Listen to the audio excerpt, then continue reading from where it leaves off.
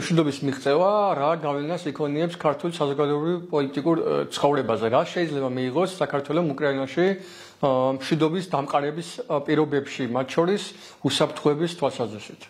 თუ უკრაინაში ჩადგება ევროკავშირის სამშვიდობოები, ევროპის ჯარები, ბრიტანეთის ჯარები და რაღაცა ცოტა ამერიკელებიც ალბათ და თუ გაფორმდება ხელშეკრულება ამერიკას და უკრაინას შორის ეს ეკონომიკური რაც ხა მიდის ლაპარაკი მაგაზე ხო ახლა 9 ტრილიონი შეთანხმება წიაღისეულთან დაკავშირებით ეს თუ გაფორმდება ეს იქნება ჩემი აზრით ეს იქნება სერიოზული წარმატება როგორც უკრაინის ისე ზოგადად დასავლეთის პოლიტიკის თუ ეს არ მოხდება ეს იქნება წარმატებულობა ეს ჩვენზე აისახება ავტომატურად რომ ესე იგი ის განწყობები რომ საქართველოში პროდასალური განწყობები რაც არის, ამას შეექმნება სერიოზული საფრთხე, არამედ განწყობებს, არამედ ზოგადად ხალხსაც, ვინც განწყობილია პროდასალურად, თუ დასავლეთი ვერ შეძლებს კარგი ზავის დადებას უკრაინაში.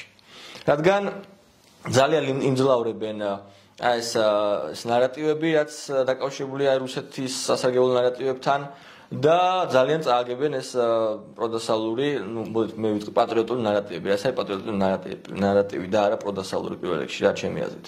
ხო და ამდენად ახლა ჩვენ ამაზე ძალიან მიბმული ვართ. თუ დაიდება სასარგებლო ზავი, რაც წერა თქვი დასაწყისში, როგორი ზავი შეიძლება დაიდოს სამშვიდობოები და რაღაც. თავისთავად ცხადია ჩვენს გადმოვა ეს, როგორც განწყობებით, ისე საქმით. იმიტომ რომ რეალურად ამერიკელებს აქვს საქართველოში ინტერესი და უნდათ რომ ეს დაიძრას, მაგრამ ჯერჯერობით ეს რატო ახდება და რატო ვართ ამ ვიღაც ჯო უილსონის განცხადებებზე მარტო ხო უყურებთ. იმიტომ რომ არსებითად არ არის ჯერ ამის დრო, პრიორიტეტი არ არის. თავიდანვე იყო იმაზე საუბარი რომ გავემარჯვებთ და მოვალთ ადმინისტრაციაში, მაშინ ვიწყებთ უკრაინის საკითხს. და ჩვენ მოგვიწევს დაალოდება, სანამ ეს არ დამთავრდება. და ანუ გაგვიჭირდება რა, ამასე თქვა. მიბმული ვართ ამ საკითხზე. ძალიან ვართ მიბმული. ერთი იმიტომ რომ თქვა ამერიკის ყურადღება იმაზე და მეორე მხრივ გაგრძელებასავით ვართ.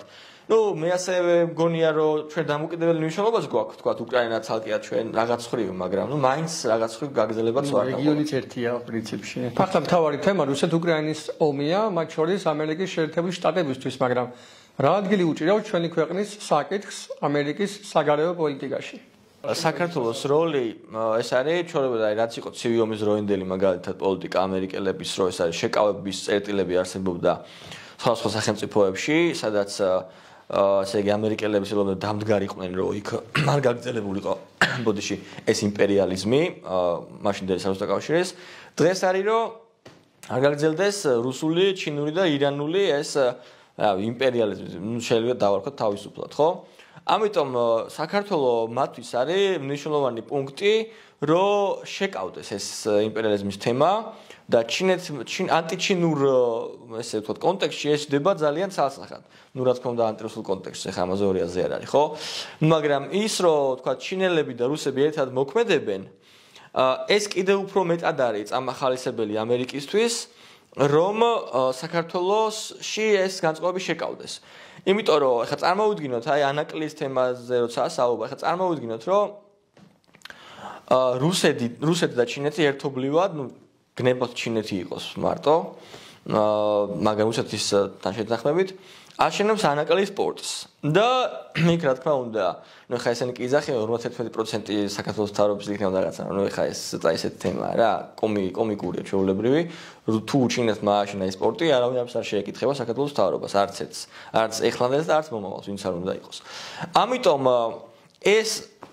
ეს პორტის თემა არის ძალიან მნიშვნელოვანი, რომ ერთადერთი შავი ზღვის ღმერთლოვანი პორტი, რომელიც გაატარებს როგორც სამხედრო, ისე სავაჭრო გემებს. როცა საქართველოს არის ამ სავაჭრო, უნდა თუ არ უნდა ხა ამერიკელებს, რომ ესე იგი, რა ქვია მაგას, ერთი გზა, ერთი სარტყელის ინიციატივის მუშაობა, რადგან ეს ჩინეთის ინიციატივაა. უნდა თუ არ უნდათ, რაღაცა სხვა ინიციატივა შეიძლება გაკეთდეს, რაც საქართველოს მაინც მოექცევა, იმიტომ რომ ისეც და ასეც აზიური ტვირთები უნდა წამოვიდეს ევროპაში. და ევროპიდან კიდე რაღაც მოწავდეს, ანუ ეს არის გარდაუვალი. ამიტომ ეს პორტი აქ ძალიან მნიშვნელოვანია და თუ ამაზე კონტროლი ქონდა ჩინეთს მთლიანობაში, ამ შემთხვევაში ამერიკის გავლენები ზოგადად გლობალური მასშტაბით და სავაჭრო გზების კონტროლით და შემდეგ არის დიდი საფრთხის ქვეშ, რადგან ეს რუსეთის რაღაცა რკინიგზა არავის აღარ უნდა იქ ახლო აღმოსავლეთში მნიშვნელოვანი დაძაბულობაა და შესაბამისად ვჩებით ერთი ჩვენ და აზერბაიჯანი. ამაში ძალიან მნიშვნელოვანი როლი გვაქვს და აზერბაიჯანს უნდა ამ პროექტში მონაწილეობა და ჩვენც გვინდა იდეაში. მაგრამ სამწუხაროდ ახლა ჩვენი მეზობელი აზერბაიჯანსაც რომ შევხედოთ არც მათ არ უნდათ მაინც და მაინც პროდასალური ძალების შესვლა, იმიტომ რომ ისინი მაინც ამ ავტოკრატიების როგორც ვთქვათ აზერბაიჯანში მთავრობა არის, მოწინააღმდეგეები არიან, ხო? ამიტომ არ იქნება მარტივი ამერიკის ეს პოზიციონირება. მაგრამ ამერიკა საკმარის ბერკეტები გააჩნია იმისათვის, რომ ეგ გააკეთოს. თუ ავიღებთ ჩვენ მაგალითებს ახლა სამხრეთ ამერიკის ქვეყნებში, ლათინურ ამერიკაში როგორი შედეგებით დაიდო, თქვათ იგივე კოლუმბიასთან, პანამასთან, ვენესუელამაც კი მიიღო, ესა რა ქვია, მიგრანტები, ხო, რომელიც გაუშვეს ამერიკიდან. ვენესუელა ახლა პირდაპირ მოწინააღმდეგეა. ხო, რა თქმა უნდა. მოწინააღმდეგეა გეოპოლიტიკური მთავარი, ერთ-ერთი მთავარი, მაგრამ მაინც მიაღებინეს. ეს ნიშნავს, რომ ესეთ ყნებზე მნიშვნელოვანი ბერკეტები გააჩნიათ ამერიკელებს. ხო და ნახოთ როგორ იქნება. მე დარწმუნებულია, როცა როგორც კი უკრაინაში ზავი დაიდება, მალევე მოვა ჩვენამდე ეს საბოლოო დავშიფრლიან, ესე იგი უკრაინის საკითხს ველოდებით, არა მარტო ჩვენ, საერთოდ კი, მე არ მგონია, რომ საქართველოს განსაკუთრებით. არ მგონია, რომ რაღაც მნიშვნელოვანი ძრა მოხდება უკრაინაში ზავის დადებამდე, უკრაინის ომის დასრულებამდე. ასევე მინდა კითხოთ დონალდ ტრამპის საიმიგრაციო პოლიტიკაზე. დონალდ ტრამპი საკმაოდ ბევრს საუბრობდა წინა საარჩევნო კამპანიაში ამ საკითხზე და საინტერესოა რამდენად აქტიურია მისი ადმინისტრაცია ამ მიმართულებით და რა მოლოდინები უნდა გქონდეთ ქართველ ემიგრანტებს, რომლებიც ახლა შტატებში იმყოფებიან. თავიდანვე მოგვიხსენება, რომ ეს საარჩევნო დაპირება იყო ჯერ კიდევ, რომ მაქსიმალურად ესე იგი ხისტები იქნებოდნენ აი ამ არალეგალ იმიგრაციასთან დაკავშირებით, მაგრამ მოდი პირდაპირ ვთქვათ რა, ტრამპის რიტორიკა პირველ რიგში ეხებოდა აი ამ ნარკოკარტელებს პირველ რიგში და ეხებოდა კრიმინალებს და ესე ხაზგასმავდა ხოლმე კრიმინალები და ფსიქიატრიულიდან გამოშვებული ხალხი, ნუ ეს გასამოვდა ხოლმე, ხო? ანუ ძირითადად შემთხვევაში იმ ხალხს, რომელიც ამერიკაში აგრძელებს თქვათ კრიმინალურ საქმიანობას. ხო შორის დემოკრატების შემთხვევაში ძალიან ესე ვთქვათ რბილი იყო მსგავს თუნდაც კრიმინალთან მიმართებით დამოკიდებულება, რადგან თუ რაღაცას დააშავებდნენ ხოლმე და მათ არ ქონდათ დოკუმენტი, ანუ არალეგალები იყვნენ, მაინც უშვებდნენ ხოლმე რა. და ეხლა დაიწყეს აი ესეთი ხო არსებობს თქვათ ჩანაწერი, რომ რაღაც დააშავა, მაგრამ გაუშვეს. პირველ რიგში ესეთ ხალხზე დევნა და გაშვება შეერთებული შტატებიდან რა. ანუ მაინც პირველ რიგში არის დამნაშავეებთან დაკავშირებით, ესე ვთქვათ, მიმართულება, რომ აი ვინც რაღაც დანაშაული ჩაედინა, ისინი იქნებიან გაშვებული ამერიკიდან.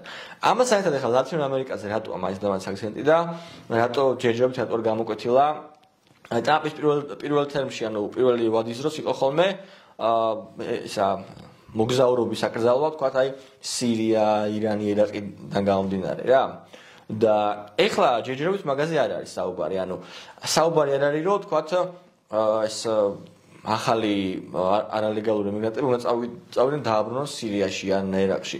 საუბარია მხოლოდ ლათინურ ამერიკის ქვეყნებზე ჯერჯერობით. მაგრამ ამას აქედანაც უნდა შევხედოთ, რომ ამას აქვს ესე ვთქვათ, ძირითადად მაინც ლათინურ ამერიკის თემაა ეს რა და მაგიტომ გონია, რომ ეხლა ქართველ ემიგრაციასთან დაკავშირებით შეიძლება ახალი ემიგრაციის მოხვედრა ვეღარ ჩავიდნენ თქვათ აი მექსიკის გავლით, მაგრამ ნუ რთულდება გარკვეულწილად ეხლა ფაქტია რომ რთულდება. მე მგონი ძალიან რთულდება კი არა, მგონი ამის შეუძლებელი ხდება უკვე, მაგრამ როგორც ასეთი ვინც უკვე ჩავიდა, ნუ არ მგონია ეხლა ქართულ ემიგრაციას მიმართებით მნიშვნელოვანი პრობლემები შეიქმნას, იმიტომ რომ მაინც აი ეს ამერიკული მიდგომა ესე იგი ლათინურ ამერიკული ემიგრაციას ეხება და რატო? იმიტომ რომ ეს ადამიანები ერიდებიან ესე ვთქვათ ასიმილაციას ამერიკულ საზოგადოებაში და ამიტომ ცდილობს შეერთებული შტატები რომ მაქსიმალურად დივერსიფიცირებული იყოს ახალი ემიგრაცია სხვა მსოფლიოს სხვა რეგიონებიდან, თქვათ ვიდრე მაინც და მაინც ესპანურენოვანი ლათინურ ამერიკიდან, იმიტომ რომ მათ არ უნდათ რომ ეს გადაძალოს ესპანურენოვანი მოსახლეობა, ასე ვთქვათ, ახლანდელი მკვიდრი და ამერიკაში ჩამოსული ამერიკელები. სწორედ ამიტომ იყო სხვათა შორის, რომ მათ შორის ბევრმა ესე იგი ლათინური წარმოშობის ლათინოსებს რო ეძახიან, ხო? ამერიკელმა ტრამპს დაუჭირა მხარი, რომელიც მოქალაქე არის. რადგან ისინი ხვდებიან, რომ ეს ეხლანდელია, თქვათ, არალეგალური იმიგრაცია ნაკლებ ესე ინტეგრაციას ახდენს საზოგადოებაში და კრიმინალსაც ჩადის სხვათა შორის, ხო? ამიტომაც იყო რომ დაუჭირეს ხარი ლათინოსებმა თორე ნუ რატო დაუჭერდნენ თქვათ თუ მათ სურთ რომ აი თქვათ თავიანთ თანამემამულეები ან ასე შემდეგ ჩავიდნენ ამერიკაში ამდენად გონია რომ ნუ ქართულ ემიგრაციას ამ ხრივ ნაკლებად ემუქრება საფრთხე ნუ არ ვიცი ახლა იქ რომ არის ადამიანი კიდე სხვა მომენტია ხო ახლა შეიძლება მე საერთოდ სხვა ვსჯელობა იმედია ესე არ არის ხო მაგრამ ნუ ნახოთ ახლა როცა დაიდება ეს რა ქვია ჩანაწერი იმედია თავისი გადაიდება თავისი კი მოსაზრებებსაც გაგვიზიარებენ კომენტარებში ხო უშუალოდ ვინც არის ემიგრაციაში მაგრამ ნუ მე მგონია რომ ქართველებზე ეს ნაკლებად აისახება შედარებით